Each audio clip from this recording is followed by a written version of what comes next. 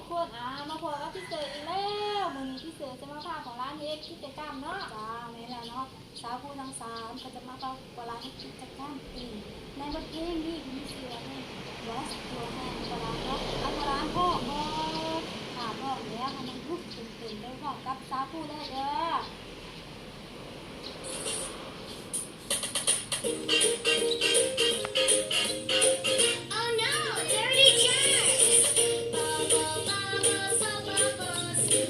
Like this, rock like me, right hand, left hand, up the wrist, here, there, and everywhere. Right palm, left palm together, creak like this, rock like me, flip your hand and scrub the back, here, there, and everywhere. Fingers, fingers, between fingers, pull them all, rock like me, don't forget under the nails, here, there, and everywhere. Wash your hands in a waitress. Dirty lizards go bye-bye.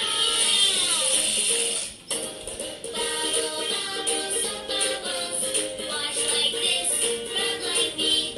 Right hand, left hand, up the wrist. Here, there, and everywhere. Here, there, and everywhere. Oh! เป็นยังไงเนาะของร้านเป็นตามสาวผู้ท่านอยู่บ่เนาะถ้าว่ายังบ่ทันเป็นท่านเทื่อเนาะของร้านกราฟคืนไปเปิดคลิปที่เสือหลายๆเทื่อและเป็นตามเนาะของร้านเนาะโดยเฉพาะเวลาของร้านดูเพื่อนนี่เนาะก็มันเปิดคลิปที่พี่เสือผ้าเต้นเนาะแล้วก็เต้นไปพอกับพี่เสือเนี่ยหันเนาะนั่นก็เป็นการออกกำลังกายอีกอย่างหนึงเนาะของร้านเนาะ